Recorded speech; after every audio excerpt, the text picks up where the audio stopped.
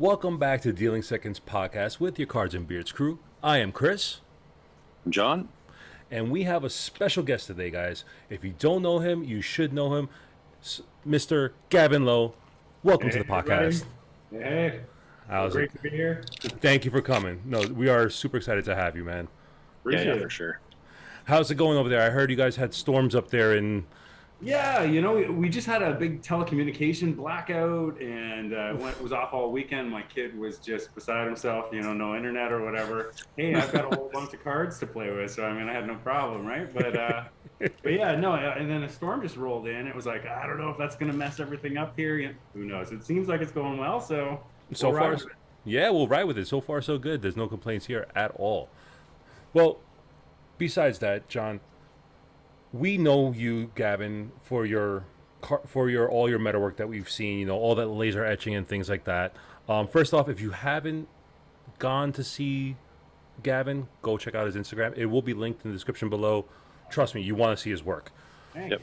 But first off, I don't know your backstory. What got you into the community, first and foremost? If I'm going to be honest, I was trying to find a way to sit and watch TV while my wife was, sitting beside me, and I wouldn't lose my mind. And she would choose the shows, and it wasn't going well, right? I think it's open there. And I was up late one night, and I saw an episode of Fool Us, and some guy was doing some card magic. I don't know who it was, but it blew my mind, and I had a deck of cards, and I thought, okay, I'm going to grab this deck of cards and I can mess around with it while I'm sitting there watching these terrible shows, kind of do my thing, right? Be participating.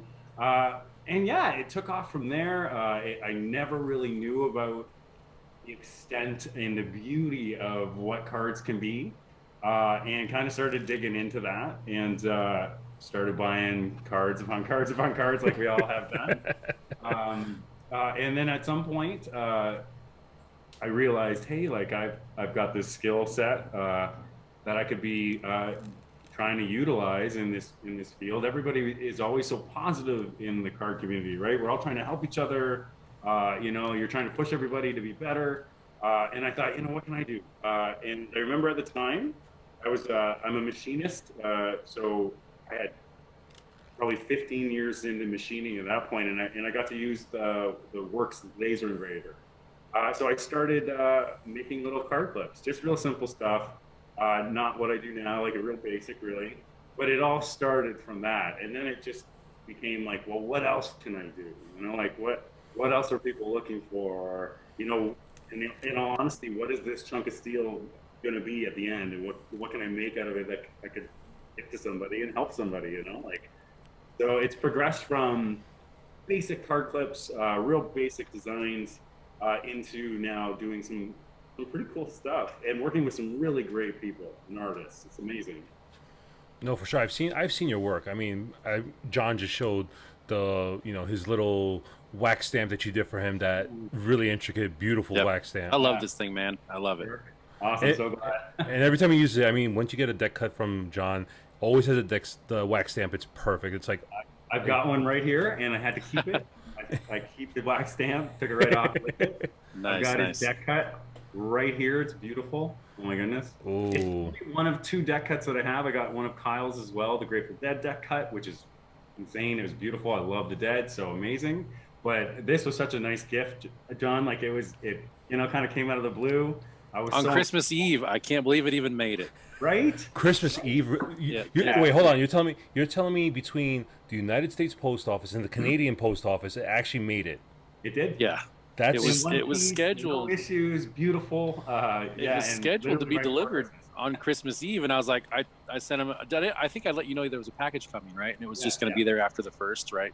Yeah. And he's like, I got a box from you today. Perfect time. I was like, yes, dude. The first time they've never let me down. It was so good. That was like my problem this whole weekend. Like my girlfriend and I, we celebrated our 1-year anniversary this weekend, and thank you very much. And I bought her a present. And I was like, all right, thank you very much. I bought her a present, and I was like, all right, let me do the expedited shipping, as we always all do. So I was like, all right, we had a holiday, and I was like, all right, maybe it might take 2 to 3 day business. So I was like, all right, Monday was a holiday for us here in the States. So all right, by Friday it'll be here. I look, FedEx, nah. The No, no, it's and then we all know FedEx. They're like, oh, we tried to deliver it. Yeah. I'm like, I have a mailroom. You could leave it in the mailroom. No, Mhm. there was not even a tag on the door or anything like that. And all of a sudden, I'm trying to all of a sudden, I'm like reading on the website, where's the location at? The Bronx, and I live in New York, in Manhattan. I'm like, okay, maybe the hub is in the Bronx, but they weren't showing delivered to New York in Manhattan. Finally got it today, thank God. Later, but Yeesh. I know, but gotta love whether it's the post office, any type of mailing, logistics center. I used to work for UPS, so I know the struggles. There you go. Yeah. And sometimes you got to cut some slack. Sometimes, like the poor folks who usually get dumped on, and they don't. Mhm. Yeah. It's usually just a big cluster. Oh yeah. Yeah. Oh yeah, and I know. Problems and. Oh, 100%. We all know. Always gets the shit end of the stick. Oh, always, always. But in your happenstance, it was great that I actually got there right on Christmas Eve. A Christmas miracle. What can you say? Yep.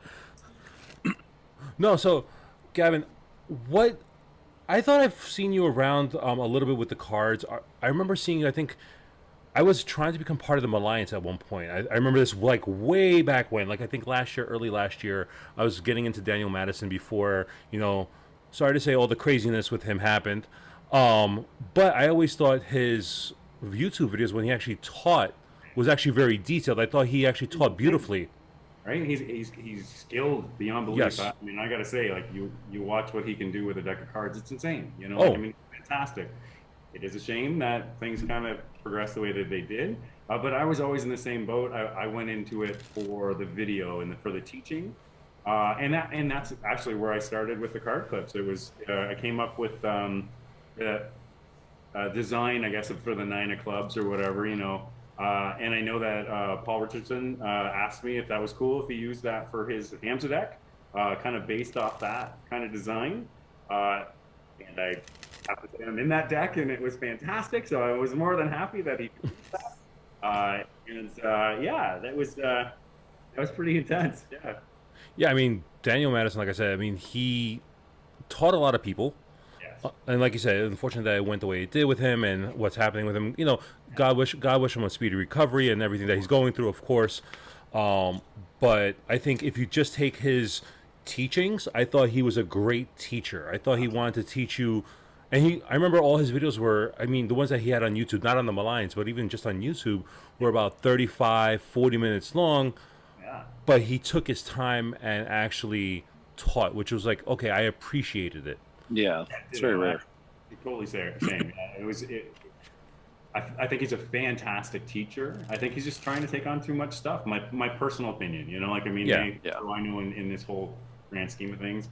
But I mean, I find it difficult to be somebody who can produce cards and design cards and teach all these videos and obviously put all the time and effort into the video and audio and the artsiness of everything. Yeah. It takes a whole lot. So, it's almost probably, I feel like taking on too much at once.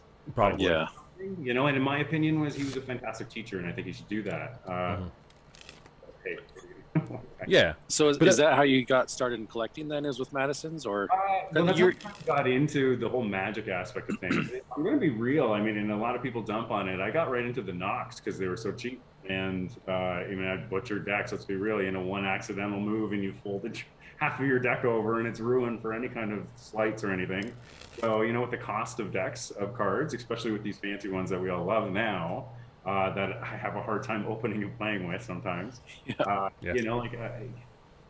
started with cheaper decks and I have now progressed to really enjoying some unique decks of cards, but it's usually for people that I've worked with or have had some sort of connection with. I always want to support those people. I don't go as crazy as I used to, but yeah, there's some there that I just have to have. You know what I mean? No, I completely get you on that one, Gavin. Well, this actually segues us into a good thing.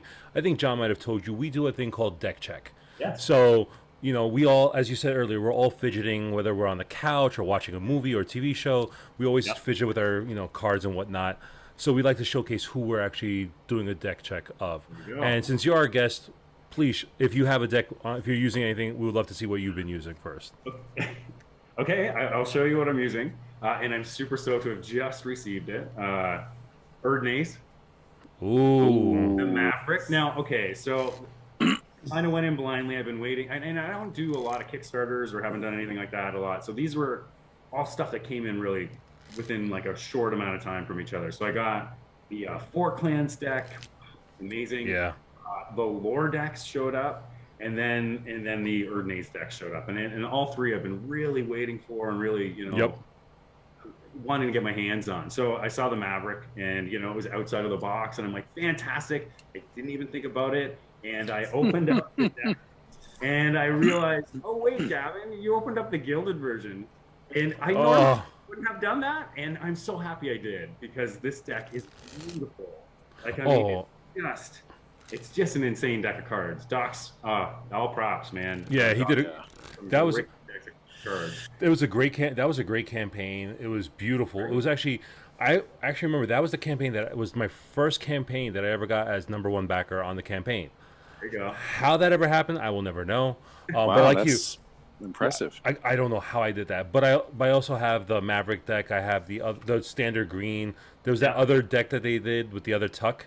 Yep. And then I don't even remember ordering a coin, but I got a coin as well. Right, me too. It was awesome. Beautiful. I was like, I don't even remember ordering it. I don't even remember seeing it on my, add-ons, and I'm like, okay, I'll take it.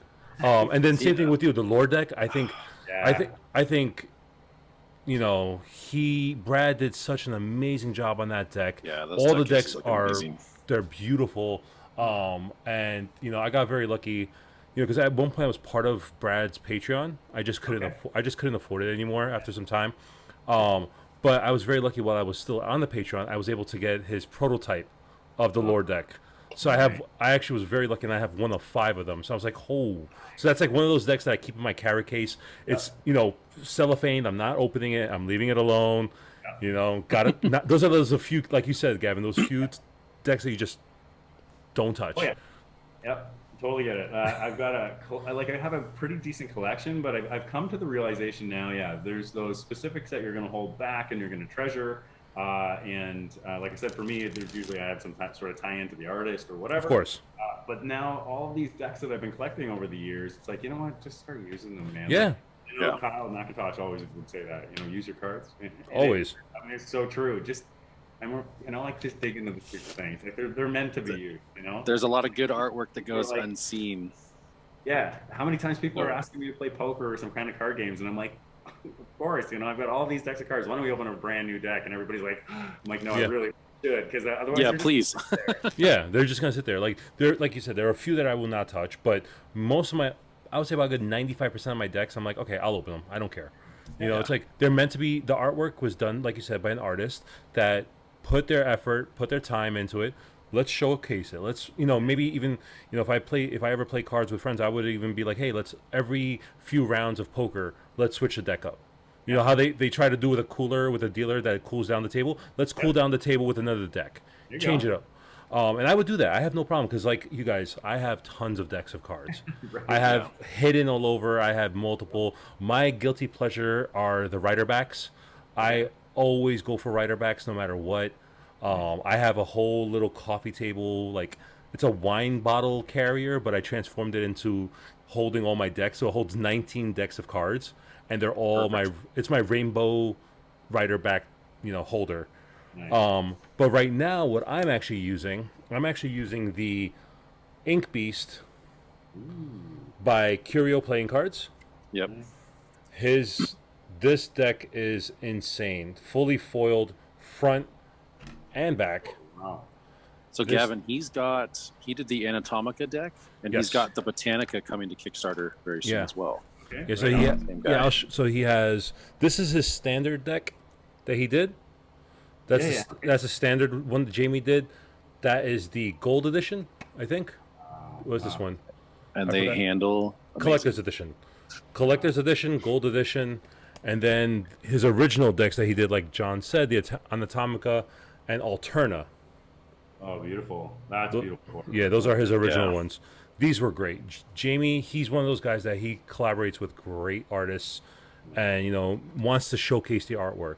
And this one, the Ink Beast, he showcased an amazing artist who's a tattoo artist, right, John? Yep. You should Is it- probably fan that deck one more time because that fan looks Yeah, it was beautiful. looks good. It looks good. And just because I know how to fan. Yeah, that looks awesome. Yeah. I like it because it's not overpowering. No, And those it's cards, not. I mean, man, they are smooth as butter. They are. Legends does a great job. Yeah. Was this? Yeah, this was Legends. Yeah, does a great job with the foil, and I was like, oh snap. Yeah. You know, I want to see. I know you guys know. I know you know Tone. Tone. You know him, John. Yep. Gavin, do you know Tone? No, I don't. Dutch deck cuts or Dutch Oh, cut yeah. decks. Yeah, Tone. Yeah, his name's Tone. There you go. His name is Tone. He just cut up the super limited dark edition of the Ink Beast, which is this one. Okay. There was only 300 of these printed, and he ended up cutting one. Yeah, it's a snake, which is Yeah. crazy. He did a very good job. He did a really good job on this one. I was shocked on it when he did. Like, this is one of those decks that I do not open. I'm go. surprised he even cut it, to be honest. And you know what's funny? And sorry to say, this is actually, I was backer number 1 for this too. Were you really? Yes. I got to get on this train. No. And little side note, Jamie did not want to have the back of the cards. If you ever open these, they're not. It's not this, but he wanted a separate one, and I told him not to. I was like, dude, that does not look good. So he redid the back, and I was like, thank God you did, because the new back on those cards are so beautiful. Yeah. I was like, oh. Yeah, Danny, so Daniel's son, you know, I think you know who that is. He got the prototype for Yes. the Ink Beast campaign, which is pretty cool. Yeah, he's Dan is also a great In your guy. collection there behind you, John. Sorry, every time the camera goes to you, it's like it's like I gotta stop drooling. Oh, no worries. You can swipe your screen as well, and it will show all three of us. Yeah, it's so funny. I can run all these multi-million-dollar machines and cut metal and all, but you ask me to sit in front of a computer, it's like, please tell me what to do. Yeah. Yeah, no worries. Yeah. So a lot of guys know I recently got into Luke Wadey, which Gavin, if you're into handling cards, you need to check out Wadey stuff. Oh, I've done some work with Luke before. Yeah. Okay, yeah. So I'm a part of his Patreon. I talk to him quite often each week. But I've been slowly building up his deck. So right now I've been rocking the Mono-Hexas. Oh, Yeah. I don't know what it is. So I'm kind of moving right now, but I did a card clip for the mono deck. And Did you? Did you? Okay, okay, It's kicking around here somewhere. okay. Okay. I might have to talk to you about one of those if you need to get rid of one. I know a guy. Yeah. You know, we all know a guy who needs something. That's it. Oh man, yeah. So I've been getting into, because I've been talking to all the Cards and Beards guys. I've been starting to get into cardistry, because I'm like, I've got all these decks and all I do is cut them, right? So not saying it gets old, but I mean, dude, everyone keeps talking about how well they handle. I'm like, I need to, same thing. I need to start using some of these. So, and everyone loves how Wadey's decks handle. So I've got duplicates of them now, so I can start messing with them. But I'm starting to learn, actually learn stuff with these cards. Which is, Yeah. All props. He's- I mean, I've got no skill with cardistry whatsoever, and it's mind-boggling to me. I love watching it because it's such an incredible art form. It blows my mind how people can get their hands to do this, I mean, I cannot. I'm a 6'3" giant with huge, humongous hands. I mean, I joke around with people. That's a deck of cards in my hand. I just joke with people all the time. So for me, it's like, to do any type of cardistry or even sleight of hand is extremely hard for me. Yeah, same. John and I have the same problem. It's like, just I'm getting really good at picking them up off the floor. Oh, 100%. Same. Yeah. Same. I mean, there's certain moves I can't do. Like when I was watching, for example, like with Madison, and he would teach certain sleights and whatnot, and I'm like, okay, I'm trying to mimic it, but my hands are so big, I flash so much. Okay. So I'm like, I have to now become almost like a machinist and start reverse engineering. How can I pull this off and make this move work for me? Yep. Yeah. And it's not the easiest thing to do per se when you're a big guy with big hands. It's people automatically think, oh my god, you could cover so much more. Yes, you can, but then you have to do a lot more with your other hand that you try not to do. But yeah, that's one of those things. But I mean, going back to Luke. Luke is an amazing guy. All his decks handle perfectly. Somehow he got very lucky with almost every single run of his decks to have like a great printing run, whether it was with Cardamundi, whether it was USPCC. I'm just like, they're such good handling cards. Yeah, They're all amazing. They're awesome. I mean, the one deck that I fell in love with, I mean, was like my best deck of 2021, I would say, is part of his Arrow V2 series, but his limited. Oh yeah. Yeah, this was literally the best, in my opinion, the best deck of 2021. He knocked it out of the park with this one. And I cannot wait to see what he does next with his series. So Gavin, do you have 2 questions? Yeah. So now that I know you're a collector, because I had no idea you collected cards. Yeah. How many decks do you have, and what would you say is your favorite designer? Who would you say? I really like Brad. I'm a huge Brad fan right now. I mean, the Tough Luck came out, and it is still my favorite deck. You saw that new one coming. Yes. Oh. Yeah, right? Like, I mean... Oh, man. What Doc's put out? Yeah. Oh. The Tough Luck, it was, to me, I mean, I did a 52 clip run for them, for the Shadows. Nice. And, I mean, I think there's still some out there. If anybody wants to get some of my work, go hit up Doc's. Had them at a great price, from what I remember, too. So, you know, like, hey, self-promote there as well. Yeah, plug the heck out of yourself, man. Go right ahead. There's no shame on this podcast. But yeah, no, since that deck, and that was probably one of the turning points for me in becoming really selective about, you know, like I'm gonna keep some aside. You know, like I opened up the the standard deck, and I think that's a really difficult version to come by, if I'm not mistaken. Regardless, you know, and I was playing with it like it was nothing, and then I realized, you know, these collectors are like, oh my gosh, you know, like what? And then I started digging in, and like what, you know, like some people collect some really amazing stuff, and the priciness of some of this stuff to collect and whatever. I kind of felt more like, you know, I'm going to jump on some of these Kickstarters and try and support some of the people that like I said, that I like. But Brad's killing it with the designs. I love his art. Yeah, he just keeps everything he's putting out. It's just something, you know, I don't know, and it's just because it's not over the top, you know, it's not like overly crazy and stylistic. It's just good. It's got this really cool thing to it. It's a certain style of his that I really like. You know, like that's all Brad. The poster. That's Brad's poster. I got that off his site when he put it, and it wasn't expensive. And I was like, I saw it, I loved it. I was the same way. I'm like, I gotta have it. And it fit on my wall exactly where I wanted it. So I was like, perfect. Yeah. But like you said, Gavin, I mean, his aesthetic is great. I mean, I like his new. I always have to rethink how to say his new campaign. You know, Night Dreams and Daymares, because we all, you know, it's like play on words backwards. I like the style of it. Gives me that old, you know, 20s, 30s, 40s cartoon vibe, that old Mickey Mouse vibe. I like where he's going with it. It's unique, you know. Like, I like that concept. I like that he's kind of putting out his own ideas. You know, like, I mean, it's stuff that, you know, like, I mean, let's be real, that's a hit or miss for a lot of people, probably.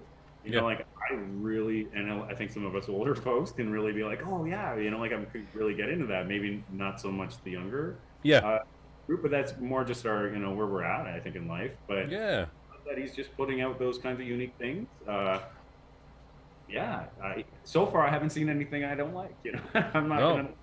I mean, I would have been like, hey, maybe if I were you, maybe hit him up and be like, hey, do you need coins, clips, anything metal done? Because you know, with your talent, you could throw anything on them, whether it's a coin or a clip. I made Brad a wax stamp as well, actually. I think he's using it. It's the design that I think he was using for his Patreon or whatever. He was sending out some of his own stuff. I do know that he plugged me out on his Instagram page, so I was pretty stoked for that. I also sent him a clip, which was for the 4 clans, and I sent him the metal one that I had done. So I'd spent a whole bunch of time kind of learning how to do some deep engraving on the machine, and I ended up making 2, one of which is actually painted. Come on, 4 clans, so I can finally now put these together. Oh, come on now. Right? Like, that's just mean. That's just mean. Oh, anybody watching this? Dan, don't let Dan see that. Holy cow! Dan will probably hit you up and be like, "I need one." Prepare yourself to sell that thing. Yeah, prepare. I'll talk to Brad and see what we can come up with. Oh man, because that's so pretty. You know what's interesting about 4 clans? So I I really wanted to, but at the time I just couldn't financially. Yeah. One of my buddies that lives here in my town that I talked to a lot, found out he liked cards. We worked together. He backed it, so I got to see him and hold him, and I was like, oh man, I was mad. I missed out, right? Yeah. So I've just been looking for the whole set, right? Because I just want to buy everything. So I found someone selling them, whole set, sealed, everything, for Kickstarter price. Oh, So I got it. nice. Got locked in Lucky. for I was picking gonna up say, at the if end not, of hit me this up. month. I'll help you out. Lucky. Okay. Yeah, I'm very excited. So Nice. Yeah. Yeah, but going back with Brad, it's like I'm glad he got like he still works with docs, but I'm glad that he's doing his own thing now. Yeah. You know, because like every artist, like you said, even for you, Gavin, it's like you want to branch out and do more and not just be stuck in like one thing. You want to push yourself even more. And that's But you can kind see of his my growth. problem. Yeah, and I've had that issue, with a lot. Like I love doing all these fun, cool things, but it's always like, what's the next thing, right? Like, Yeah. I still love making rings. I'm making rings, and that's a passion. But then it's like, okay, well now I'm not making card clips. Well, now I want to make some more card clips. So I mean, you're trying to juggle what you want to do. Coins. Oh man, now I can make coins. I bought a new machine, and I can do something now with that. But it's like you got to prioritize. So for me now, I think I've got some juggling in my personal life right now that I'm working out, and which is kind of taken me away from kind of focusing on some of this stuff that's going on, or projects that I'd like to do, or whatever. But I think I'm probably a few weeks out, and I think everything will be back up and totally running at top speed. Nice. And then and I'm trying to see if I can reach out and actually do some actual projects with people now, instead of just creating fun things. Because now I have all these cool, unique things that you could put into play for other people, right? So it's like, 100%. I could do all these rings, but hey, maybe somebody wants to do something random for like a deck. Like I've got 5 to 10 rings, unique, and I can make them, size them unique for a back, a specific back or whatever. Like kind of different concepts. How can you, again, push our field and kind of add to what people would like? I know collectors really like all those little extras, So I mean, yes, it's a coin or someone wants a clip. Well, maybe you take it farther. Maybe you do a ring, or maybe who knows? Where we can go with that. So I'm gonna start reaching out and see if I can talk, connect with some people and see what we can kind of push out there, see what people like and what they don't. That can help other people in their campaigns, or whatever they want to be or do. It's definitely the industry. I mean, man, it's that, like you said at the beginning, like you get into it and you have no idea just how big it is, right? Yeah. But I mean, like same thing when I started cutting decks. I just did it as a hobby. Someone happened to see it, and then now I have people paying me. Like Chris has mine on his wall. Yeah. I have all the Harry Potters, and I have extras, and my girlfriend got me one from John, not knowing I know John. Yes, which is There you really go. cool. It's crazy though. It's if you're a small guy with a hobby, this is a great industry to be in, because it is. There's so many. There's your cards, but there's so many branches headed off left and right of possibilities. It allows your brain, the artistic side of your brain, or even like to push yourself even further. There's there's cards, but what else goes with cards? Like what you do, Gavin. But let me ask you too, both of you, since you're both machinists and engineers and metal workers and things like that. When you get involved into a project, do you like zone out and that becomes like your therapy? Does it? Then you just go into, you're like, you know what? You just zone out. You just focus on it, and you're like, no, this is. You might have like your wife is annoying you, your significant other is annoying you, kids are annoying you. You're like, you know what? I just need quiet time. Yeah. I mean, I'm really lucky. My best buddy has this big giant shop, and we call it our shop. I've got my metalworking tools there, and I get out of the house to go there. So, specifically, I go Tuesdays and Saturdays for sure. And that's kind of my buddies and my hangout time. But more often than not, we're not really talking to each other. We're just in the shop together. Like I'm doing my thing, he's doing his thing. You might chat for a little bit about something or call somebody over. Hey, what do you think about this? Or what should we do about this? But really, for me, it's kind of like an etch-a-sketch for my brain. Like, I mean, you deal with, like you say, your life and all the craziness that we all deal with. But yeah, for me, it's like I go there and I come home and it's like I feel like I've gone and had a massage or something like that. Yeah, it's refreshing. totally relaxing. You get to switch your brain. Yeah, it's still work for me. Like, I mean, yeah, I'm still, it's like you leave your machine at work and then you go home and you machine more, but it's because you can, focus on what you want to do, and for me, it's always like the creation and pushing things, and I'm learning, and I still love learning. That's the concept for me in what I'm doing, and the machines I'm buying. I used to use all these things when I was a young kid, and that's when I learned all these things. Now, as an adult, it's like, oh, okay, I understand it more, and now what can I do with it? Yeah, you can apply it more. Right, like, and you can see like how maybe some things are made. You can visualize things better, and you're like, okay, well, now I have these options at the end. How can I use them to create maybe something that I've seen or have in my head or whatever? And then that's what I do is I'll go to the shop and kind of zone out, and that's where I'm at now, where I feel like I've got a bunch of these things in play. Now let's kind of utilize that. Let's try and focus on those things that I've kind of created, and see if people want to try and put that out there. Yeah. Yep. Couldn't agree more. Yeah. And how often for you do you find yourself like you're focusing on one project, but all of a sudden your mind turns and it's like, oh, that'll be good for this project? Yeah, all the time. Every all time.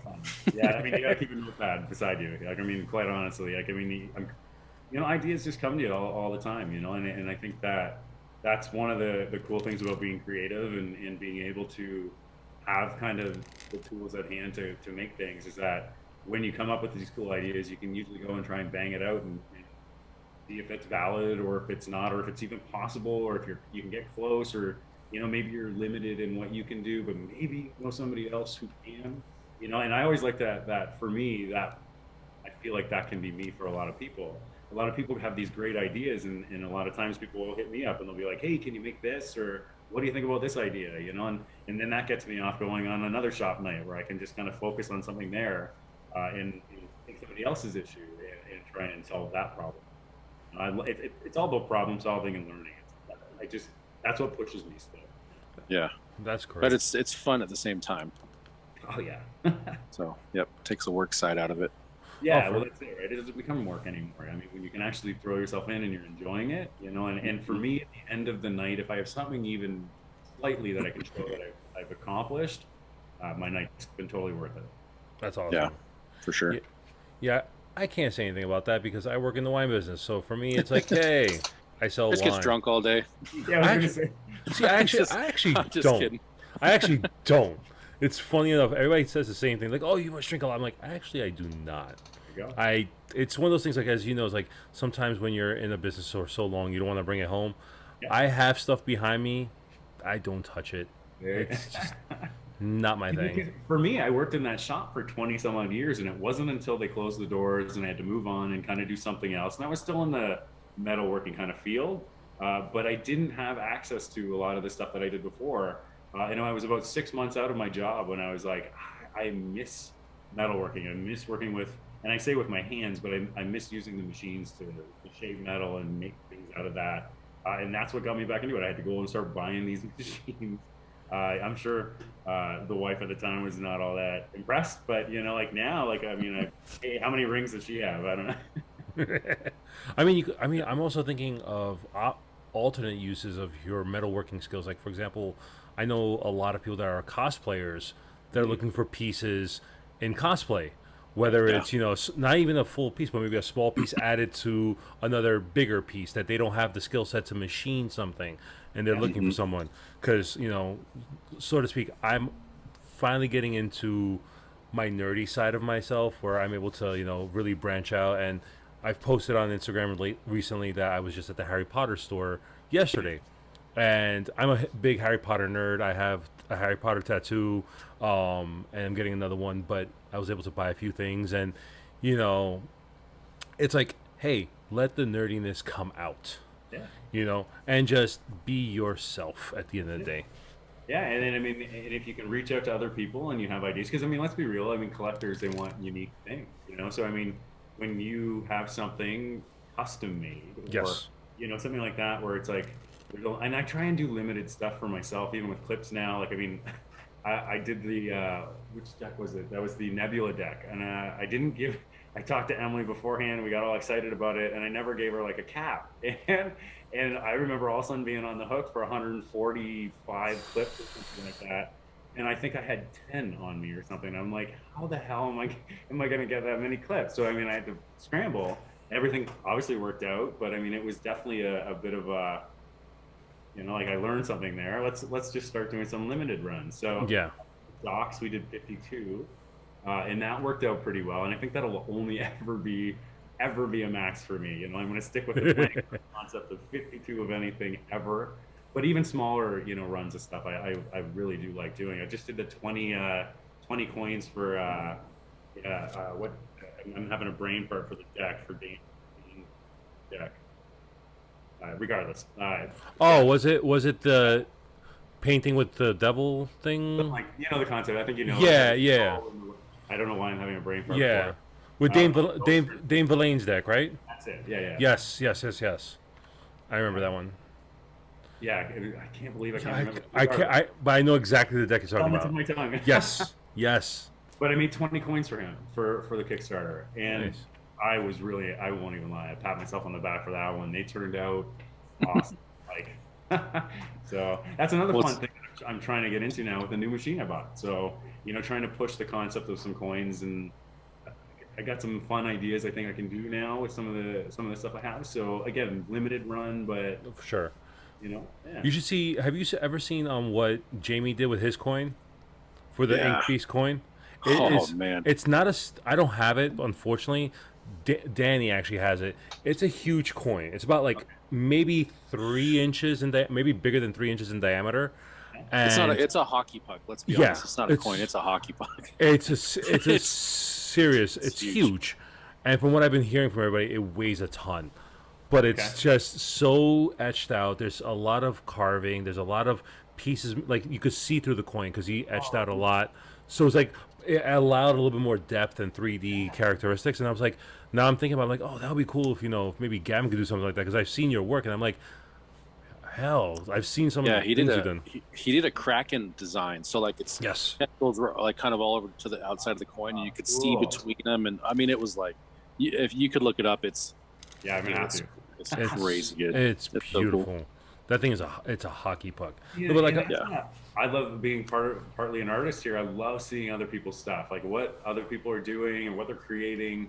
And it's funny for me. I'm doing it all in in a machinist kind of shop, whereas a lot of these guys have more available, or they go to people who have that kind of specific kind of thing that they do. But for me, it's always well, somebody else has done that. Can I make? Yeah.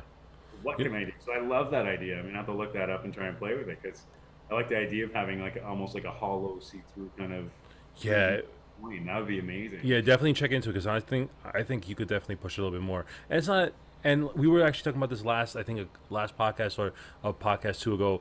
You're not really stealing someone's idea. You're just saying, hey, I was inspired by what you did, and how can I push it? Because that old adage, a rising tide raises all ships, is one of those things hey, let's push that level. Let's push that, our creativity to that next level. It's a bit of a fine line that I play with maybe some of the clips and stuff that I do. If I don't tie myself into an artist for a Kickstarter or something like that, I mean, I do have to be really cautious. I mean, there's a lot of permission that you need to ask. I have a lot of people asking specifically for certain, hey, can you make me this deck on this card clip? And I can make it, sure, probably, but I have to ask. I can't. It's not my design. I've asked you for a table player's clip before, and you do the same thing. You're like, well, I got to check with Jackson. I know, right? And I've got it sitting just in the box. Everything's been packed up. The whole concept where I was going to move. I'm not. Now I have to unpack everything. So it's packed, but I have never actually sent it yet, because I was going to send him one as well and see what he thought. But the way everything kind of played out, it kind of got put in the box. But yeah, no, I would love to, because I thought it turned out so nice, that table player's clip. I think that's something I would probably love to do, but they do some unique stuff. And some of these companies, let's be real, I'm Canadian. A lot of these companies like the whole concept of made in America. I respect it. I don't see anybody else doing that down there right now. So, doesn't bother me. Yeah, it doesn't bother me getting it from you. My thing is I'd rather help good people. I'd rather if I was a company. No, if I was a company and I needed something done, and you have the skill set and the ability to do it, I don't care where it's me. I'd rather deal with a person. If I'm dealing with you, I'm dealing with you. I know your work. I know how good it looks. I know what the product is going to come. It's going to be perfect every single time. So it's like, why? Who cares? Yeah, You know? and it's just things. Everybody has these little different things and perks and whatever, and that's cool. Like, I mean, I totally respect people's opinions on that and what they would like to do. There are times where I've made things for myself because I can, as long as I don't sell it, it's fine. Of course. So, like that's just for me though. And I've told people that because some people have seen some of my stuff and they're like, "Oh, I love that." I can't. Fine. Like I'm not allowed to. Like Yeah. a lot of hoops that you got to jump through to be able to do something. So yeah, I still always like the challenge though. So like even if I had to make a clip and I had to reach out to Dan and Dave, I believe, or Art of Play, anyways, I got permission. Like I was doing a deck or a clip for somebody, and I needed the permission. I think from who did I need? USPCC, I think. Actually, I had to like reach out. And these things that you have to make sure. I'm just a little dude who can, for one card clip, like, and it does happen. Some people really don't want to have that out there if they don't have to say. And again, you got to respect everybody's work. And I know, like you said, like, I mean, a lot of people respect my work. So, it's better to connect and then we can move forward together. Exactly. And that's the best thing about what I do is because I don't design a lot of stuff. I mean, I like to tinker, and I do feel like I am somewhat creative. But when I can tie into somebody like Brad or Docs or whatever, and you have the artwork and you have the permission, and you have somebody who just can really do such a great job that if I can't do, but you can take that and then you can put it on in a new format or something like that. That's the way I really like to operate. Because let's be real, I know what I can do and what my gifts are, and it's not in the designing like Brad or whatever. Like, I mean, I'm sitting here and I'm surrounded by all his works. It's just incredible, But I love doing that for them. It's like, okay, well, I would love to make all these clips. Well, okay, just hit me up and I'll make you some clips. Yeah, it's basically taking their artwork and showing them on a different media what it could look like. That's it, and a lot of times you can't get that done elsewhere. Like I kind of have the market right now for clips. As far as really intensely designed. Yeah. I can nail those any day here. So yeah. And I'd love to see people start putting a few more of those out. Even if it's limited runs or whatever with some of these campaigns. And it doesn't always just have to be for me. And let's see somebody else push some clips. Like I mean, I will never. That would never disappoint me. I'd rather see somebody out there doing what I'm doing as well. Not only does it make me better and try and raise my game probably, but I'd love to see what somebody else could do. I don't ever feel like in our community you're really stepping on anybody's toes if you're a creative. No, right? There's true. limited things you can do and what you can use, but it's how and what you do with those things. I think that matters. Now, quick question for you, Gavin, because I know you have like the market, like you said, market cornered with the clip. Do you think the rise of the DS1s killed the clip market, or like not killed the clip market, but more of like, does a person really need a clip, or can they just get a cheaper DS1? No. I think that I personally say no. I think they're perfect for collecting, for keeping your decks in a nice order and clean and dust free and all that kind of stuff. You throw a deck in your pocket, one of those things. I mean, I don't personally know how well it's going to hold up in your, you know what I mean? It's not meant for that. They don't. Yeah. Clips are good for people who want to take their decks and use them. Like, I mean, there's no way around the fact that you're still inserting a deck of cards into a piece of aluminum. So you will wear your deck somewhat, still in that process or whatever, but it genuinely makes your deck last longer. So if you're somebody who likes to take around and show off decks, and again, most of us, we have a whole bunch of really nice decks. And if you don't have to pay an arm and a leg to get a clip, because in a Kickstarter campaign, usually the prices are fairly, I would say fairly inexpensive. I've done some very expensive clips, but usually through a Kickstarter, because you're doing a bunch of them, you can get a good deal. I think it's a great way to show off your decks because you're matching. I love matching. So, yeah. When I take a deck of cards out, if I got a clip with 4 in it, I'm taking it in that clip for sure. When I think a clip is a lot easier to use too, like DS1s, there's times where I'm like, damn it, can't get this freaking thing open. I'm pissed, and then I'm bending the top. It's like, well, crap. Yep. Right. You just destroyed the DS1. You got me thinking too. So, sorry. Side note on these clips, because I'm going to talk to you after this is over. My favorite designer is Mr. Cup. I don't know if you know who that is. He's from France. Okay. He makes the, I'm going to butcher this. It's Emfarid. I don't even know how to pronounce it. It's these. Oh wow. So they are foiled. They're awesome. I mean, I went as far as I have his prototypes, one of 4. I like that. The black. All and is that bronze or gold? that is bronze and a dark blue. Oh wow.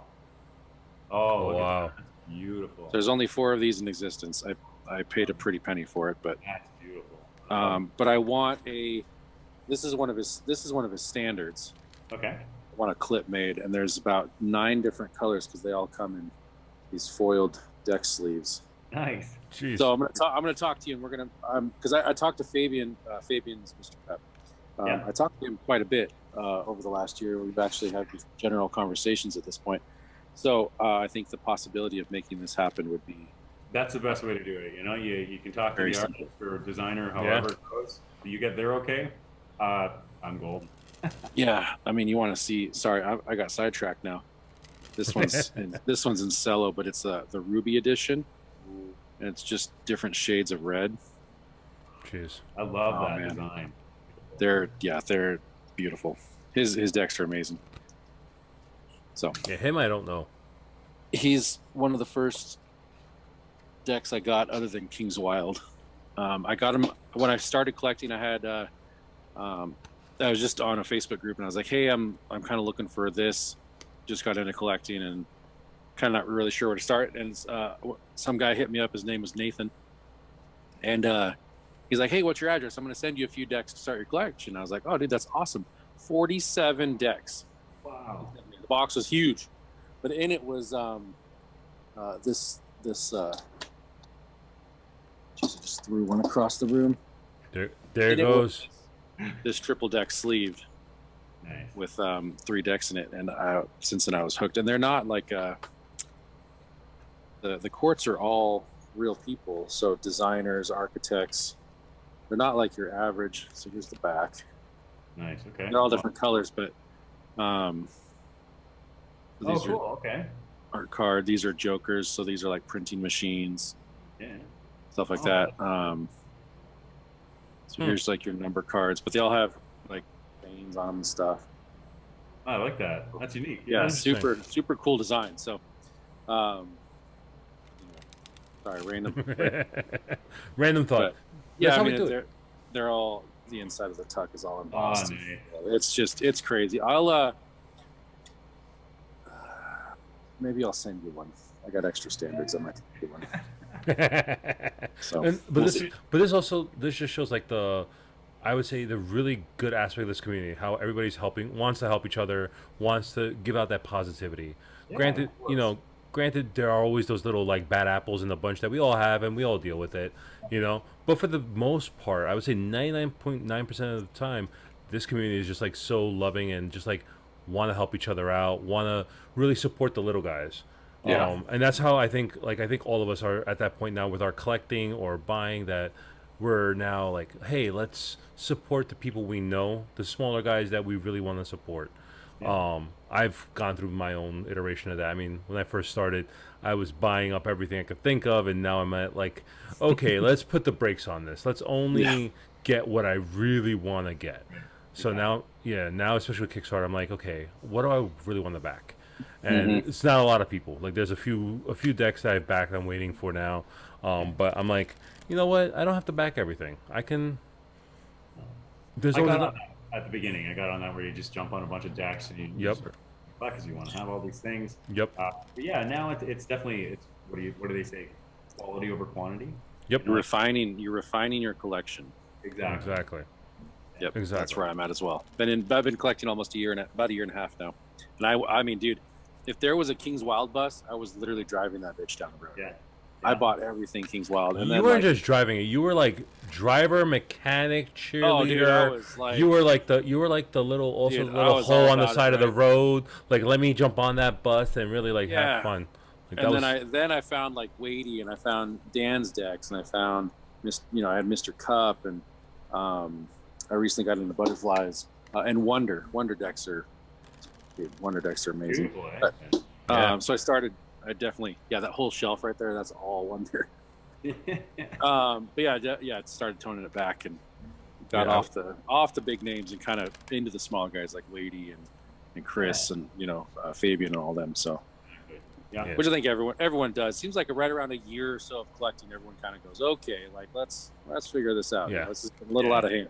Yeah. Well, you throw down a lot of cash. Let's be real. It's not cheap when you're backing all these things. Even if you want to just get a deck, shipping was always a pain in the ass. Always cost a bunch extra because of Canada. And whatever. It is what it is, and you pay for what you want. But after a while, you're like, holy man, I got all this stuff coming, and I still have to buy groceries. And it's like, okay, well, let's just dial back. And now it's like, okay, yeah, I'd rather spend maybe not as much money on all of that, but I'd rather spend a good chunk of that money on something that I would really rather have. Yeah, and support a good person at the end of the day too. Right? I think that's a great thing to do in our community. So I don't know if you ever actually said, how many decks do you have? It's a good, or like rough estimate. Probably a good 150. Okay. Altogether, unopened. Just kicking around. Yep. Open Nice. once a month. Yeah. Nice. Yeah, nice. Awesome. I had no idea, dude. I honestly, I didn't know. I had no idea you were into cards at all, other than like, I knew you liked the Tough Lux because you mentioned it, and that's when I made that cut. But I had no idea. First started, I have videos, and don't scroll back too far on my Instagram. But yeah, I was doing some slight when I was into the Alliance and watching Daniel's videos, and I still love that to this day. I'll still fiddle with a deck of cards, and usually it's trying to do sleight of hand, and I have a few that I like to do, and I want to keep those, refined and get better at those. So that's what I use decks of cards for. I don't play a lot of games. I should, but yeah, for me, it's fiddling. Like right now, you're cards, and I'm sure you guys probably are as well. And you just fiddle. I like to just do one-handed cuts and same. Thinking about same. it. Same. Like I literally sit here and just start rev cutting like crazy. I'll just be like, okay, let me just rev cut nonstop or judo flip or all that stuff. I'm just like, okay. Like I'll even watch a show and just be like, all right, like this. It's just one of those things keeps your hand, the dexterity in your hands. Yeah. I think it's those, the kids all had those like what were they, the fidget toys and shit like that. It's as far as I'm concerned, an adult version of a fidget toy. Basically, no, for sure. Yeah. I think also for you guys it's great because you guys being machinist engineers, it keeps the dexterity in your hands. Yeah. So you don't have to worry about arthritis. That way you keep the dexterity in your hands. You keep the joints going and things like that. Yeah. So now my bigger thing now is like, okay, I'm a righty, but I hold it in my left, so I do everything on my left hand. Yeah. Now I'm trying to do everything in my right hand. Ooh. So I'm like, okay, it's like our friend, to ride a bike opposite. Oh my God, our friend, you guys know Tyler Hergat? He goes by Cardistry Tyler or Producer Tyler on Instagram. Yep. Yep. Great friend of mine. Great guy. Also the Cards and Beards. We've had him on the podcast multiple times. But he does videography and photography and he's amazing at it. But he's also into cardistry and loves cards as well. And recently he's starting to learn how to do everything. Like me, he does everything in his left. Now he's trying to do everything with his right. And he has like a new thing. I think it's a new hashtag, floor cardistry, where you just like do everything and you just take a picture of everything that's on the floor right now and just hashtag it. That's hello. Yeah. That'd be the whole deck for me. Yeah. Always. Yep. Yeah. But I mean, that's what makes it fun though. Like, you could be sitting there focused on something really hard, and next thing you know, it's literally raining a deck of cards, and you just kind of sit there. You have to laugh, right? Yeah. It's like, shit happens. 52 pickup. Yep. We all go through it. My wife comes down, she goes, wow. That's it. Yeah. For me, it's more of like I try to learn a sleight, and I try to like do it really well. So like when I do it at home by myself, it's great. But then when I try to show my girlfriend, and I'm like, oh shit, I just fucked up. Now I got to redo the whole sleight. I knew I messed that sleight up. Or she'll catch me, and I'm like, great, yeah, you noticed that. Yep. I'm not good enough to do like to practice, because when you do have the opportunity, for me anyways, where you have the chance to show off, and you can surprise somebody, do some sort of magic or whatever. I want to be able to nail it. You know what I mean? Yeah. So there's only a few things that I'll do. But those are the things that I'm constantly working on. Right? Yeah, for me, it's more of like the one-handed cuts, like you were saying, is like what I always do. So like, if I do sleights, I'll practice those. But for me, it's more of like the dexterity for the one-handed cuts between that and the classic pass or turnover pass. Those are things I try try to really push for. But other than that, it's just the rev cut, judo flip, and the Charlier. That's all I do all day. That's it. I hear you. What's interesting for me, Gavin, I don't know if you know this. So I'm a marine technician, so I work on engines. Yep. And then of course I cut decks. So I've noticed that these 3 fingers are stronger than every other finger I have, right? So like if I'm sitting here trying to do one-handed cuts, my tendency, my hand pushes everything towards my pinky without even realizing it, because these 3 fingers, like from doing bolts and screws and cutting and everything, it's all it's lopsided. It's really weird. So it messes. On top of learning, it's like now I'm dealing with that too. It's like, oh, jeez. Yeah. It really messes with your hands, messes with your head as well. The worst thing for me is hurting myself. I mean, you do it, you cut your finger, whatever. I mean, in our jobs, I feel like that is bound to happen. I hate it because then I can't use a deck of cards. Like when I use a deck of cards, oh man, I just, that's a tough time. That it's a tough threat where it's like, you pick it up and you're gonna bleed over them, or whatever, or you just can't hold it without hurting. I fractured my thumb. Yeah. And it's on my cut hand. I couldn't cut cards for like 6 weeks. And I was like, man, this sucks. So I was like trying to I was looking all just dumb, trying to hold a knife, figure out how I could do it without my thumb, and trying left-handed. And it's like, okay, I just need to stop. Yeah. Comes a point in time and everybody's like, okay, put the knife down and just walk away. Yeah, no one to say it. You're throwing cards everywhere. As we were talking about, 52 pickup. John. Hold on. I'm retrieving a card. There we go. Before his son gets it. Shout out to Danny for his sophomore deck. Amazing. It's my practice deck. So what I started learning with was Danny's sophomore deck. There you go. It's a great deck to work on. Great deck to work on. Well, don't do what I did. Destroy his ace of spades. Or ace of clubs. I mean, I chopped one up and gave it to him, so that, Yeah, but don't do it like what I did. Try to faro it and then literally, because I suck at farrowing. I tried it pretty well, but I farrowed them to the point where I forced them in and actually split one card almost straight in half. Yeah, split it in half. Yeah, not a fun time. Yeah, it happens. It happens. It's life. Yep. And they're just, to me, it's cards. They're, at the end of the day, these are, whether you're a cardist or a magician, these are your tools, for lack of better words. You got to use your tools. Yeah. And it's like breaking a wrench or busting a blade or busting a saw blade. You're gonna go through them, get another deck, and just keep going. And that's why, we all have those. I think John and I were actually talking about this beforehand. Like, we have decks that we won't open because they're just like our collector decks. Like, we all have like those like jewel collector deck that we don't want to touch, but everything else is almost up for fair game. Yeah. And it's like, why not? We're gonna use them anyway. We paid for them. It's our own money. We paid for them, so why not use them? Yep. And I've almost noticed too, like the more expensive decks where you're like, I really don't want to open this. It's kind of nice. Those are usually the ones that are the best. To use. Yeah. So and again, seeing the artwork, like, man, there's so many times I've opened a deck of cards and I'm like, I had no idea this was in here. Like, these court cards are amazing, or the aces are amazing, or I mean the pips are, you know what I mean? It's just they're meant to be seen. Yeah, you should.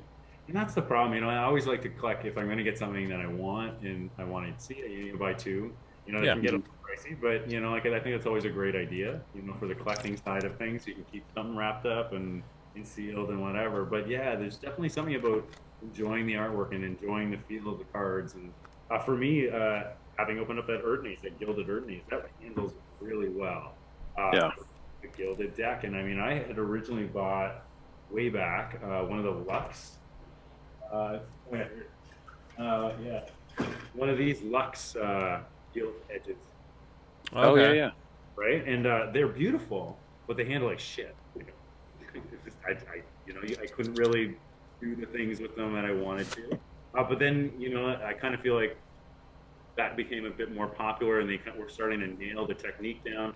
And even now, I'm looking at the 2020 Playing Card Collection Day deck, which is a beautiful deck of cards. Fantastic. Everything about this deck is incredible. And I have a clip, of course,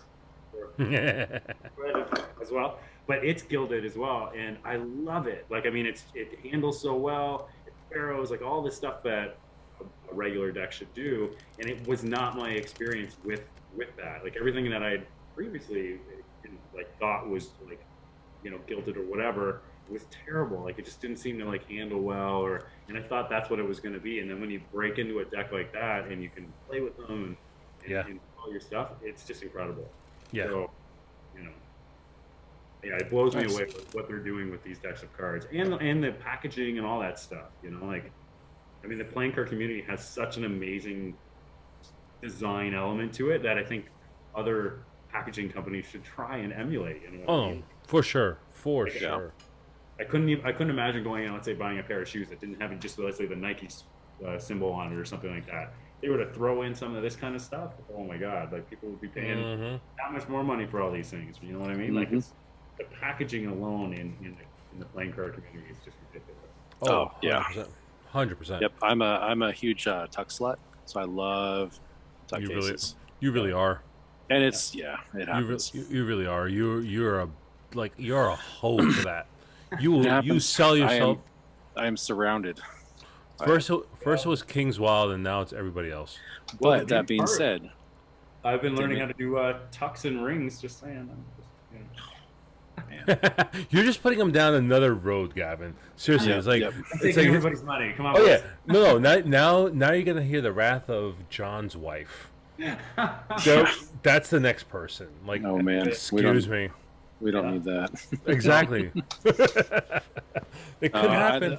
There's a lot of future stuff I do. You know, because same thing with you. Like, I'm always looking for the next thing, right? So, I don't want to say everyone cuts decks, but you know, more and more people are getting into it. So it's kind of like, how can you progress, or like, you know, what can I offer if someone purchases a cut from you? Well, what can it come with, kind of thing. So like clips would be great because you could sleeve your cut into it to keep it protected on the shelf and then pull it out or display, you know, however you want to display it. But or having a matching ring with a piece of the cut case. That's what I'm thinking, right? You know, like you get a whole kind of set. You know, you get your clip, you get your ring, you get your, you know, all based off of a card design that you really love. You've heard it here, folks. You've heard it here first, folks. There's a collab on the horizon. Oh man, I could only imagine. Well, so here's what I'm saying, right? I want to. Well, let's just put this next Tough Luck deck coming out.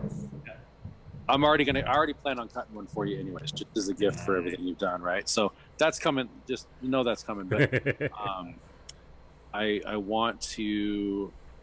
I kind of want to cut one for myself, and then I want to have something to go with it on the shelf. Yeah. Because I have, like, I don't know if you can see this shelf right behind me here on my shoulder. That's all cuts that are done, not for just because I've done them, but I only have a couple that are like actually for me. On the shelf, right? I totally know how that goes. Yeah. So I want, you know, every once in a while I want to have something extra. Yeah. No, I'm the same way. I don't make myself a lot of stuff. You know what you could do? Oh yeah. If you could find some way to make a ring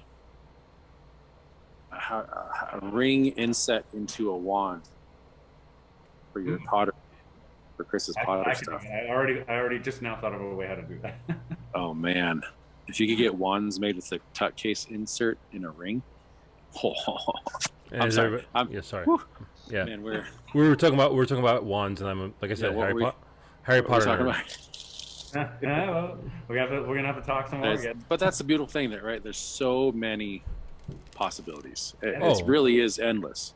I mean, it's limited by the imagination, really. That's it. Somebody throws an idea out there, and you just are kind of picking away at it. It's like, why not? Why not? And there's nothing wrong with it. No. Yep. There's nothing wrong with it. I mean, imagination, creativity. I mean, I think in general, I think the world needs more of that. Yes. Yeah. I think 100%. You know, personally, I've always said, do not stifle the art programs in school, because you stifle kids' creativity, you're stifling their imagination, and I think it leads to worse things. I think kids should be allowed, you know, every experience to, you know, explore, create, be themselves, and then at the end of the day, we grow up and we become either a machinist, a mechanic, an artist. It could be anything, and it's like, why stifle that creativity? That's it. I think you always need to push that. I think you always need to, and you know, like I think even as you were saying for kids, but even as adults, I think you even want to sit there and doodle You know, write poetry, whatever, you know, whatever you're finding is your creative outlet, do it. You know, like, I mean, I know for me, doing all this stuff, like I said before, it's like, and not just get a sketch, it makes me feel good. You know, like it's that adrenaline boost or that endorphin boost that I need at the end of the day. You know, where you can pat yourself on the back and you're like, okay, you know, I've done something awesome. Yeah. Yeah, it's cool. It's cool taking something and making something out of it. That's it. Sure. You know, like it's yeah, that's one of the best things for me in life, anyways. And I think I wish I could let more people know that. You're right. You should push that for people. You know, yeah, like, that's a great feeling. Same thing. I love taking a deck of cards and cutting it and trying to, you know, like I always look at a deck of cards. I'm like, okay, what was the guy thinking when he designed this, right? And how can I accentuate it, or how can I really bring that out in the deck? And then when I get done, I'm like, oh my god, this is amazing. And some people look at it and like, oh, you just took a blade and cut up a deck of cards. Like, I want you to see what I'm, you know what I mean? Like, you need to see what I'm thinking here. That's it. And it makes it so much better. I get you. Like, I can get a mental picture of what I see or what the outcome should be. And when you get there as the artist and you're like, I nailed this, and then people will be like, all right, that's great. And you're like, are you kidding me? Yeah, you're like, ugh. Well, I have to think too, and you probably realize this too with like doing coins and stamps, is photos, video, everything. It doesn't show anything. Like Chris, I sent him pictures of these Potter cuts I did for him, and he was like, oh, that looks amazing. Then he got them and he was like, these are fantastic. Yeah. Like, you just don't understand until you have it. Yeah. Agreed. Yeah. So, yeah, I wish there was a way to just get that to everybody. Yeah. Slow and steady. Slow and steady. They have to hold it in your hands. Yeah. Hold it in your hand. Yeah. Yep. So everybody go and buy a deck cut by John. No, go buy a stamp or a ring or something. Seriously. Seriously. Well, on that note, Gavin, we want to thank you for joining us. Of course, thank you. Seriously. No, it was a pleasure it. having you. Seriously. It's awesome. Honestly an honor for us to get to know you, especially me. Like, I knew of you, but to get to know you a little bit more and actually be able to speak to you is actually puts more, a person behind just a name. Yeah, it's nice to see who's behind all the metalwork. You know, awesome. I'm glad you guys. The metalwork's great, but it's good to see the person behind it. For sure. I'm so glad you guys asked me. Yeah, appreciate it. Until next time, guys. We'll catch you later. See you.